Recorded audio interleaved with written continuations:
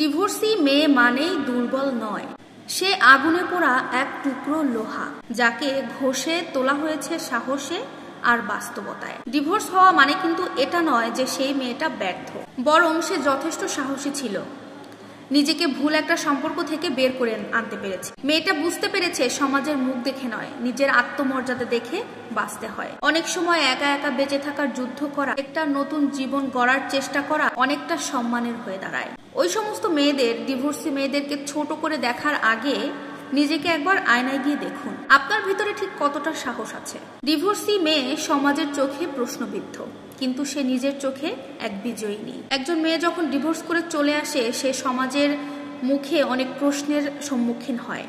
কি এমন হয়েছিল যে ছেড়ে চলে আসতে হলো? সে তো সহ্য করতে পারতো, একটু মানিয়ে নিলে কি হতো। কেউ কিন্তু এই প্রশ্নটা করে না সে কিভাবে দিনের পর দিন ভেঙে পড়েছিল, বা কত রাত সে পার করেছে চোখের পানি দিয়ে, বিছানা বালিশ ভিজিয়ে। আমাদের সমাজে যখন একটা মেয়ে বিয়ে করে তখন হাতে তালি দেয়, কিন্তু যখন সেই মেয়েটাই নিজের সম্মান বাঁচাতে, নিজের আত্মসম্মান বাঁচাতে, নিজেকে একটু সুখী করতে ডিভোর্স নেয়, কোন সমাজের মানুষ বলে তুমি তো ডিভোর্সি। মনে হয় যেন এই একটা শব্দে তার সমস্ত মূল্য একদম মাটিতে মিশে যায়। কিন্তু সমাজের মানুষেরা ভুলে যায় ডিভোর্সি মেয়েরা দুর্বল নয়, তারা সব থেকে বেশি সাহসী।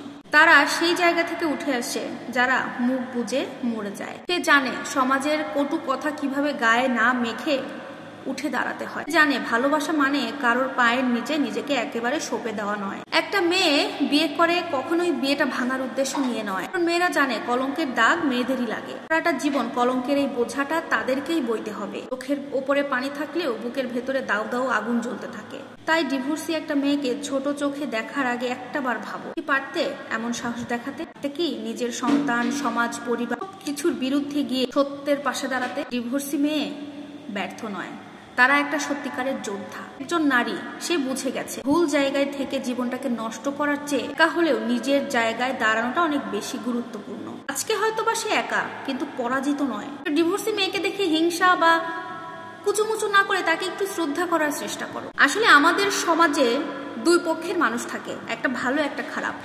ঠিক তেমনি ডিভোর্সের বিষয়টা এমন হয়েছে, মানে এমন একটা নারী আছে যার কোনো দোষ থাকে না, কিন্তু মেয়েটাকে ডিভোর্সি একটা পদবি পেতে হয়। আবার কিছু কিছু মেয়ে ইচ্ছাকৃতভাবে ডিভোর্স দিয়ে একটা ব্যবসা তৈরি করে নেয় কাবিননামার টাকাটা নেওয়ার জন্য। তো বিভিন্ন কারণে ডিভোর্স শব্দটা এমন একটা জায়গায় গিয়ে দাঁড়াইছে যেখানে ডিভোর্স শব্দ শুনলেই সবাই খুব খারাপ চোখে দেখে। ওই যে আমাদের কথায় আসছে না, একজন পাপ করলে পুরো জাতের এক দোষ হয়ে যায়, সেরকমই একটা ডিভোর্সি মেয়ে যদি খারাপ হয়ে থাকে, বাদ বাকি 100টা ডিভোর্সি মেয়ে কিন্তু খারাপ না। তাই সব ডিভোর্সি মেয়েদেরকে খারাপ চোখে দেখবেন না, আগে যাচাই করুন কেন ডিভোর্স হয়েছিল, কি সমস্যা ছিল। তাই আবারও বলছি, ডিভোর্স যে মেয়েরা দেয় তারা সাহসী, তাদেরকে দুর্বল ভাববেন না, ব্যর্থ চোখে দেখবেন না, তাদেরকে ছোট চোখে দেখবেন না। সম্মান করতে শিখুন, শ্রদ্ধা করতে শিখুন। অনেকে আবার ভিডিওটা দেখে বলতে পারেন, আপু আপনি তো সবসময় বলেন ডিভোর্স না করার জন্য এই টাইপের ভিডিও করেন। হ্যাঁ ভাই, সেটা করি ঠিক আছে, কিন্তু কিছু কিছু ক্ষেত্রে হয় কি, ডিভোর্সটা না হলে মেয়েটার জীবন মৃত্যু পর্যন্ত চলে যায়। এটা কিছু কিছু ক্ষেত্রে কথা বলেছি, আর সেই বিষয়টা আনার জন্যই আজকের এই ভিডিওটা। সব বিষয় নিয়ে আসলে আলোচনাটা করা উচিত, কারণ প্রত্যেকটা বিষয়েরই কিন্তু দুইটা পক্ষ থাকে।